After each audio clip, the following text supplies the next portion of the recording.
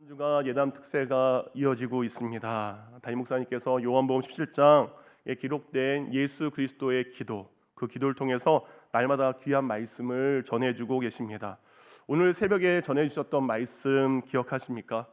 오늘 주신 말씀은 하나 되게 하소서라는 제목으로 귀한 말씀을 전해주셨습니다. 여러분, 말씀을 들으면 어떻게 해야 됩니까? 아, 그렇구나 라는 것이 아니라 그 말씀대로 하나 되기 위해서 내가 적용할 것, 내가 해야 될 것은 무엇인가 여러분 묵상하셔야 됩니다. 그러니까 담임 목사님께서 설교 말씀을 주신 다음에 그러면 하나 되기 위해서 어떻게 해야 될까? 이제 끝난 다음에 기도를 하는데 그때 주신 마음은 하나님께서 우리 늘사랑의 모든 이들이 하나 될 수 있도록 기도하게 하셨습니다. 담임 목사님과 우리 성도님들이 하나 되고 성도님들과 교육자, 또 교육자와 담임 목사님 우리 모두가 주 안에서 하나 되게 기도하는 그 기도의 제목들을 주셔서 기도하게 되었습니다. 그건 이제 전체에 대한 부분이었고, 그러면 이어서 우리 가정이 하나 되기 위해서 어떻게 해야 될까? 또 부부가 하나 되기 위해서 어떻게 하나 돼야 될까?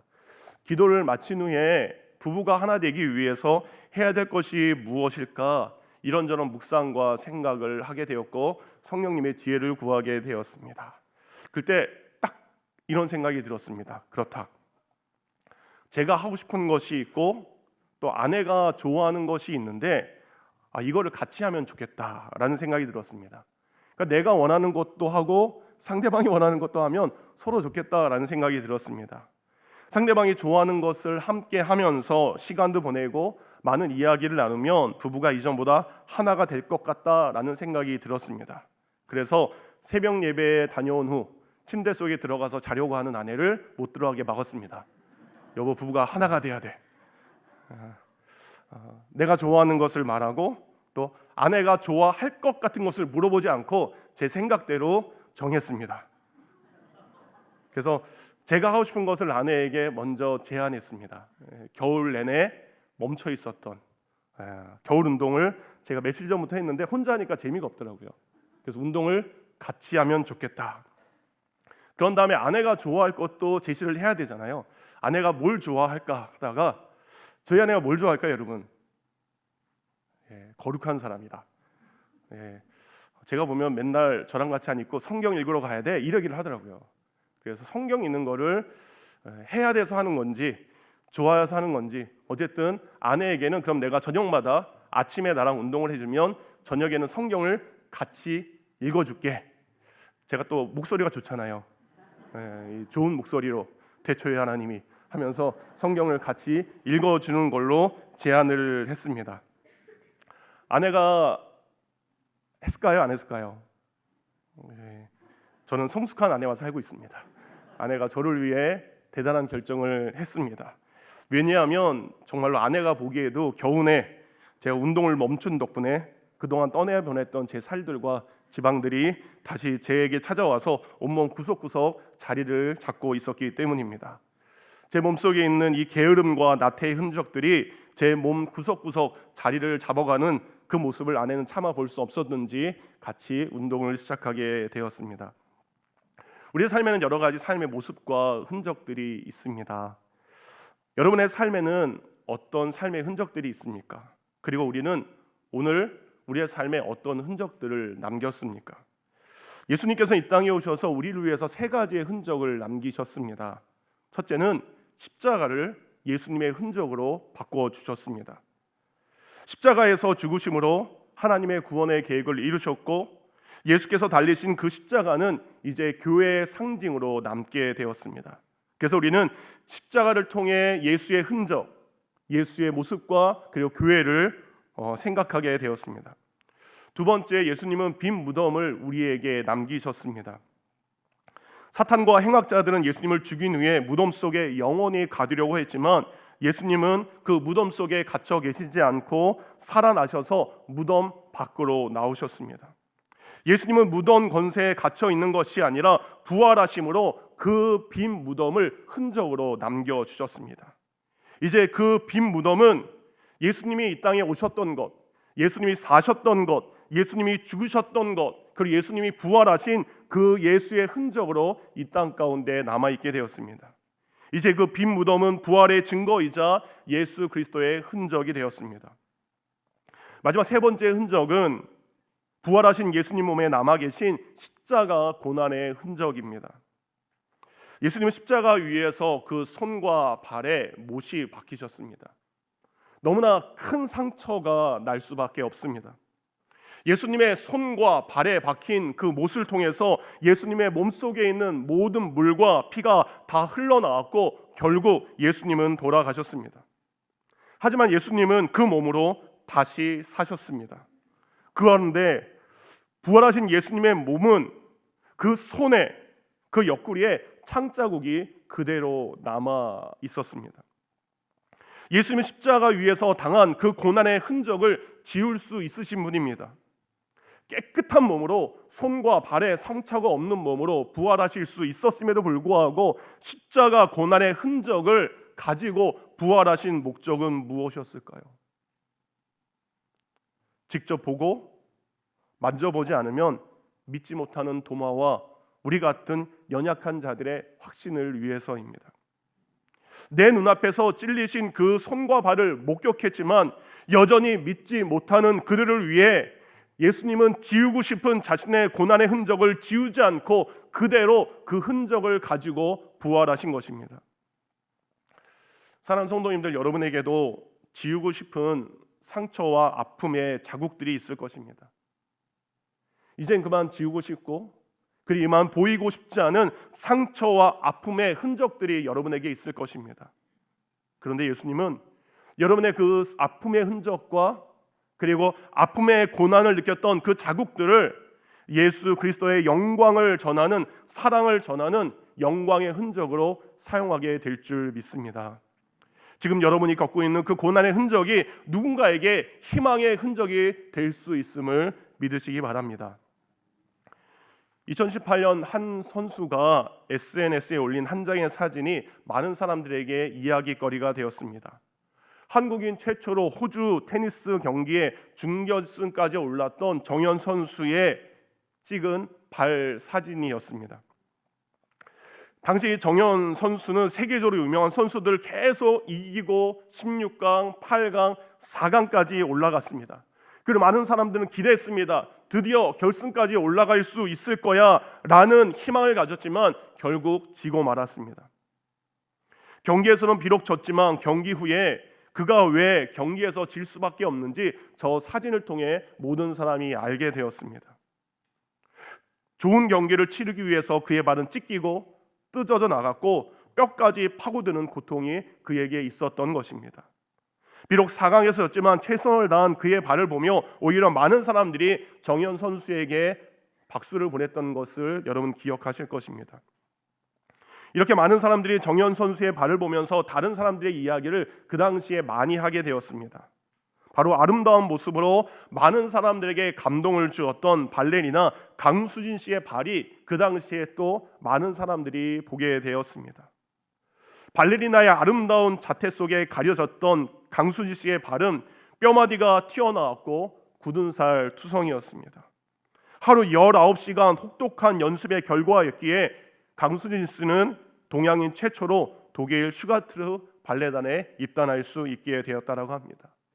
그 다음으로 유명한 것이 바로 맨체스터 유나이티드에서 활약했던 축구했던 박지성 선수의 발이 또 회자가 되었습니다.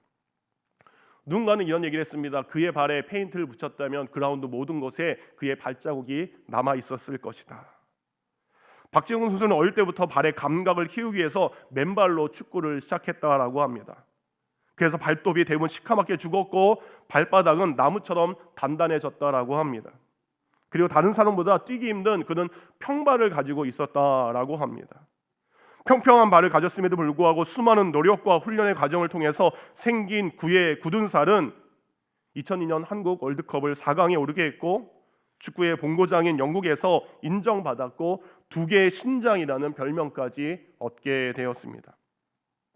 이들은 모두 영광스러운 자리에 사람들이 인정할 만한 귀한 일들을 자신의 분야에서 이뤄냈지만 이 일을 이루기 위해서 그들이 노력했던 땀과 열정은 그의 몸에 영광의 상처와 흔적으로 그대로 남아 있습니다. 오늘 성경 저희가 읽었던 갈라디아서 6장 17절에 사도 바울도 이렇게 자신에게 남아있는 흔적을 이야기합니다. 함께 읽겠습니다. 시작. 이후로는 누구든지 나를 괴롭게 하지 말라. 내가 내 몸에 예수의 흔적을 지니고 있노라. 사도 바울은 이야기합니다. 나에게도 흔적이 있습니다. 예수 그리스도의 흔적이 나에게 있습니다. 복음을 위해서 자신의 삶을 드린 바울에게도 복음을 전하는 것 때문에 생긴 예수의 흔적이 있었습니다. 그 흔적은 사도 바울 자신을 위한 것이 아니었습니다. 예수의 복음을 전하면서 생긴 복된 흔적이었음을 그는 고백하게 됩니다. 바울이 이렇게 갈라디아서에서 자신에게 있는 예수의 흔적을 말한 이유는 지금의 신천지처럼 갈라디아 교회에 조용히 들어와서 성도들을 현혹하는 이단들이 있었기 때문입니다. 그들은 자신이 전하는 거짓 진리를 전하기 위해서 먼저 바른 진리를 전하고 있는 사도 바울을 비난하기 시작합니다. 이단들은 바울에 대해 이렇게 이야기합니다. 바울은 예수님께서 살아계실 때 부름받은 사도가 아니야. 그는 예전에 믿는 성도들을 잡아다 가둔 전과가 있는 사람이야. 바울은 예수의 복음이 아니라 자신의 복음을 전하고 있어. 이런 말로 바울이 전하고 있는 참된 복음을 비난하기 시작했습니다. 그래야 자신들이 전하는 이야기가 힘을 얻을 수 있기 때문입니다. 이렇게 예수 그리스도의 복음이 거짓 이단들에 의해서 공격받고 있을 때 바울은 하나님의 일꾼이 되어 예수 그리스도의 복음을 전하면서 자신의 삶 속에, 자신의 몸 속에 생긴 예수의 흔적을 그 이단들에게 지금 보여주며 말하고 있는 것입니다. 자, 보아라. 예수 그리스도의 십자가 복음을 전하면서 생긴 나의 흔적들을. 고린도후서 6장과 고린도후서 11장을 보면 사도 바울이 십자가의 복음을 전하면서 생겼던 예수의 흔적이 무엇인지 기록되어 있습니다. 고린도후서 4장 5절과 4절과 5절은 이렇게 되어 있습니다. 함께 읽겠습니다. 시작. 오직 모든 일에 하나님의 일꾼으로 자천하여 많이 견디는 것과 환난과 궁핍과 고난과 매맞음과 갇힘과 난동과 수고로움과 자지 못함과 먹지 못함 가운데서도. 사도 바울은 하나님의 일꾼이 된 후 예수 그리스도의 그 십자가 복음을 전하면서 많은 환난과 궁핍의 흔적들이 그의 삶에 따라오게 되었습니다. 매를 맞는 것으로, 감옥의 갇힘으로, 사람들의 난동으로, 수고로움으로, 잠자지 못하는 것 때문에, 먹지 못하는 것 때문에 그의 몸에는, 그의 삶에는 수많은 예수 그리스도의 흔적들이 하나하나 자리를 새겨가고 있었습니다. 고린도후서 11장을 보면 바울에게 있는 예수의 흔적이 무엇인지 더 구체적으로 나오고 있습니다. 고린도후서 11장 23절부터 27절까지 또 함께 읽겠습니다. 시작. 그들이 그리스도의 일꾼이냐 정신없는 말을 하거니와 나는 더욱 그러하도다. 내가 수고를 넘치도록 하고 옥에 갇히기도 많이 하고 매도 수없이 맞고 여러 번 죽을 뻔하였으니 유대인에게 40에서 하나 감한 매를 5번 맞았으며 3번 태장으로 맞고 1번 돌로 맞고 3번 파손하고 일주일을 깊은 바다에서 지냈으며 여러 번 여행하면서 강의 위험과 강도의 위험과 동족의 위험과 이방인의 위험과 시내의 위험과 광야의 위험과 바다의 위험과 거짓 형제 중에 위험을 당하고 또 수고하며 애쓰고 여러 번 자지 못하고 줄이며 목마르고 여러 번 굶고 춥고 헐벗었노라. 바울은 예수 그리스도의 십자가의 복음을 전할 때마다 매맞은 흔적이 생겼습니다. 돌에 맞은 흔적도 남았습니다. 채찍에 맞은 흔적과 칼에 맞은 흔적과 배고픈 흔적들이 계속해서 생겨났습니다. 이 모든 것이 바울에게 있는 예수의 흔적이었습니다. 그런데 바울은 자신의 몸에 생긴 이러한 상처가 그의 자랑이 아니라고 이야기합니다. 그렇게 생긴 수많은 상처가 내 자랑, 내 영광이 아니라고 이야기합니다. 그는 갈라디아서 6장 14절에 이렇게 이야기합니다. 그러나 내게는 우리 주 예수 그리스도 십자가 외에 결코 자랑할 것이 없으니 라고 이야기합니다. 내가 예수님 때문에 이런 일을 겪었습니다. 내가 예수님 때문에 이렇게 아팠습니다. 내가 예수님 때문에 내 몸에 이런 상처도 있고 저런 상처도 있습니다. 그것을 자랑할 수 있었음에도 불구하고 사도 바울은 이야기합니다. 아닙니다. 예수의 십자가만이 나의 자랑입니다. 자신을 드러내기 위한 흔적이 아니라 예수께서 만들어주신 영광의 흔적들이 더 귀한 것임을, 예수의 십자가가 더 귀한 것임을 그는 고백합니다. 바울이 이렇게까지 십자가의 복음을 전할 수 있었던 것은 그가 믿고 있었던 율법과 그리고 할례로 구원받은 것이 아니라 죄인 중에 괴수인 자신을 끝까지 사랑한 그 예수 그리스도의 사랑을 통해서 그 마음에 예수의 흔적을 새겼기 때문입니다. 예수님 당시나 사도 바울 당시나 십자가는 결코 자랑거리가 아니었습니다. 가장 흉악한 범죄자에게 주어지는 십자가의 처형은 그 누구에게도 결코 자랑거리가 될 수 없었습니다. 하지만 그 저주의 십자가를 가장 고귀한 것, 아름다운 것, 거룩한 것, 영광스러운 것으로 바꿔놓으신 분이 바로 예수 그리스도이기에 그는 자기 몸의 상처를 자랑하는 것이 아니라 나의 아픔을 영광으로 바꾸시는 예수의 십자가만을 자랑하는 것입니다. 저주의 십자가 달린 예수 그리스도가 이제는 패배와 수치와 죽음의 십자가가 아니라 승리와 자랑과 구원의 십자가로 바꾸어 놓으셨기 때문입니다. 바울이 고린도후서 6장과 11장에 예수의 흔적을 이야기한 것은 바로 자신에게, 성도들에게 자신을 드러내기 위한 것이 아니라 바울은 자신을 하나님의 일꾼으로 부름받음을 부인하고 십자가 복음을 회방하는 거짓 교사와 이단들에게 자신에게 가장 영광스러운 것이 무엇인지 선포하는 것입니다. 그는 원래 갈라디아 교회에 들어온 거짓 교사들에게 이야기합니다. 나에게는 예수 그리스도의 복음을 전하면서 생긴 예수의 흔적이 있습니다. 그렇다면 당신들에게는 예수의 복음 때문에 생긴 예수의 흔적이 무엇인가 그들에게 반문하는 것입니다. 어쩌면 사도 바울은 오늘 우리에게도 이런 똑같은 질문을 던질 것 같습니다. 지금 여러분이 예수 그리스도를 믿고 있습니까? 예수의 십자가 복음으로 구원받았습니까? 그렇다면 지금 여러분에게 있는, 지금 예수 믿는 나에게 있는 예수의 흔적은 무엇인가? 지금 우리에게 있는 예수의 흔적은 무엇입니까? 그렇다면 우리의 삶에 어떻게 그 예수의 흔적을 새길 수 있을까요? 성경은 먼저 우리에게 예수의 흔적을 우리에게 세우기 위해서는 육체의 욕심을 지워야 한다라고 말씀하고 있습니다. 예수님은 우리를 십자가의 사랑으로 율법의 종이 아닌 은혜 안에 놓인 자녀로 삼아주셨습니다. 우리는 율법의 종이 아니라 예수님의 사랑으로 은혜를 누리는 자유로운 백성이 되었습니다. 우리는 우리의 노력으로 은혜를 받은 것이 아니라 예수의 십자가의 사랑을 통해서 그 은혜라는 놀라운 선물을 받았습니다. 주님께서 주신 그 놀라운 은혜를 우리는 누리며 살아야 됩니다. 그런데 그 은혜를 마음껏 누리지 못하도록 우리를 얽매이는 것이 있습니다. 우리를 여전히 죄의 사슬로 매고 있는 것이 있습니다. 그것이 바로 육신의 사슬들, 육체의 욕심을 이끄는 사슬들이 우리를 매고 있는 것입니다.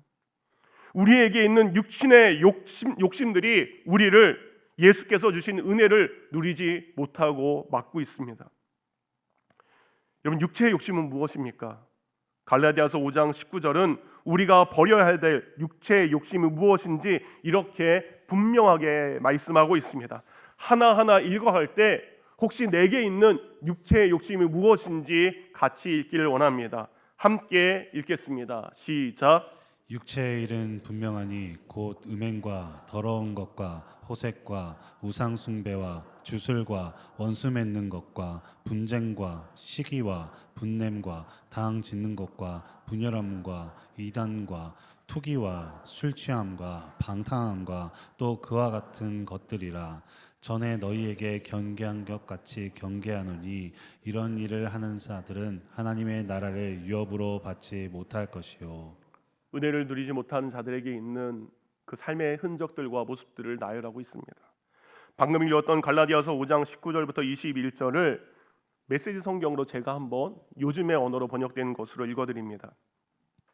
사랑 없이 되풀이 되는 육체적인 쾌락, 악취를 풍기며 쌓이는 마음, 그리고 감정의 쓰레기들, 과도하게 집착하지만 기쁨 없는 행복, 껍데기 우상들, 마술쇼와 같은 종교생활, 편집중적 외로움, 살벌한 경쟁, 모든 것을 집어삼키지만 결코 만족할 줄 모르는 욕망, 잔인한 기질, 사랑할 줄 모르고 사랑받을 줄도 모르는 자로 무력감, 찢겨진 가정과 찢어진 삶, 편협한 마음과 왜곡된 추구, 모든 일을 경쟁자로 여기는 악한 습관, 통제되지 않고 통제할 수 없는 중독들이 그것입니다. 예수님을 믿고 은혜를 받았지만 여전히 우리의 삶에 이런 것들이 있다면, 이 육체의 욕심들이 있다면 예수 그리스도의 삶의 흔적이 우리에게 남을 수 없다라는 것입니다. 이러한 육체의 소욕, 욕심을 버리는 것이 예수 그리스도의 십자가의 복음을 믿는 우리들의 참된 모습이 되어야 될 줄 믿습니다. 예수의 흔적을 지니기 위해서는 이렇게 나만을 위해 사는 삶, 내 것을 채우는 삶, 내 것을 넓히기 위해서 다른 이들의 것을 희생시키고 빼앗는 이 모든 것들을 버려야 하는 것입니다. 이렇게 우리에게는 육체의 욕심을 지울 때에 예수의 흔적을 새기는 삶이 우리에게 시작될 줄 믿습니다. 고난주간입니다.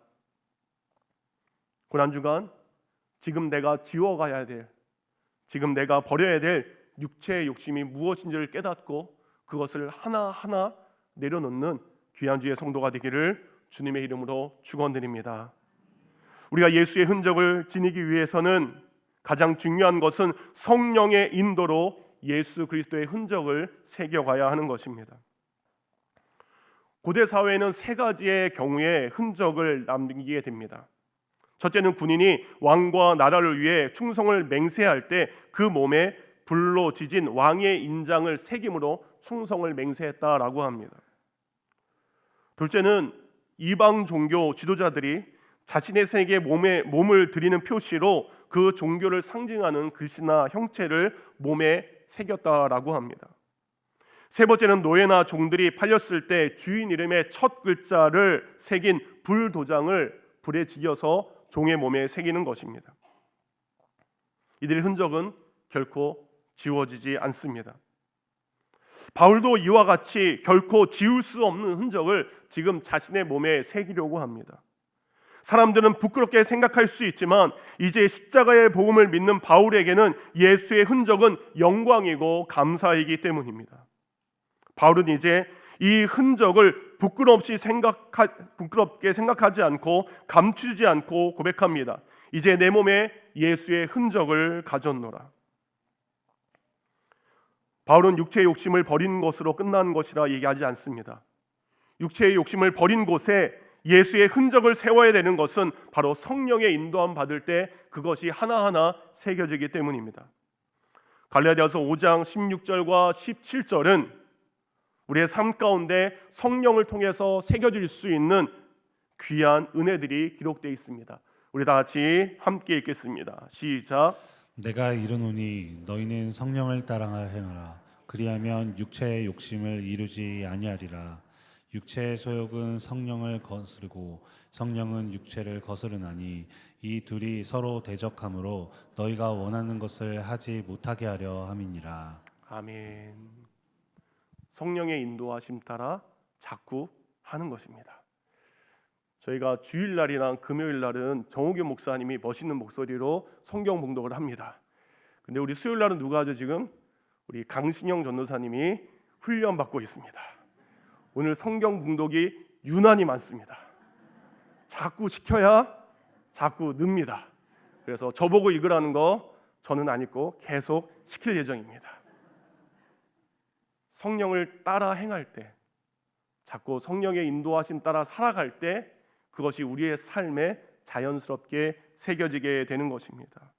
성령의 인도함 받는 사람들에게 일어나는 놀라운 일들이 있습니다. 그것은 바로 성령의 열매로 맺어지는 것입니다. 성령의 인도함 받을 때 우리에게 나타나는 성령의 열매, 갈라디아서 5장 22절부터 23절까지 우리 강신영 전도사님이 혼자 읽어주도록 하겠습니다.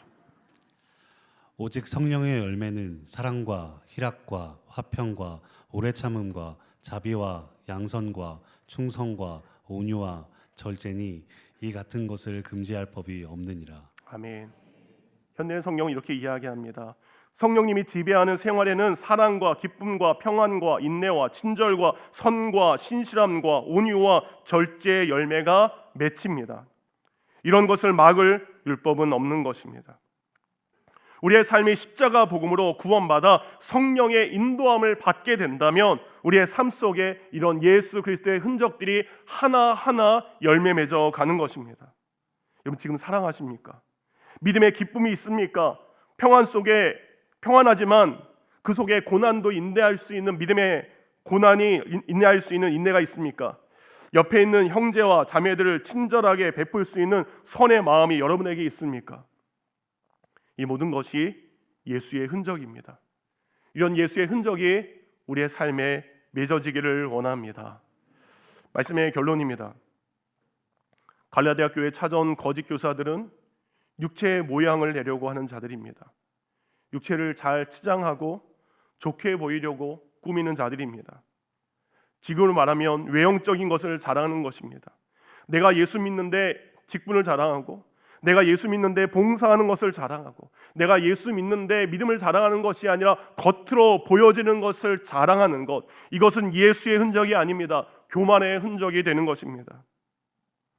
우리가 예수 그리스도의 흔적을 가졌다는 것은 이제 우리의 모든 행동과 말을 통해서 세상은 나를 보는 것이 아니라 나의 말 속에서 예수의 흔적을, 나의 말 속에서 예수의 모습을 들을 수 있고 볼 수 있어야 하는 것입니다.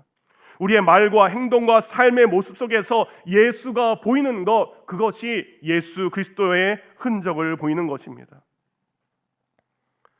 사랑하는 성도님들, 천국에 가면 우리 모두 예수님 손에 있는 못자국을 직접 볼 수 있게 될 것입니다.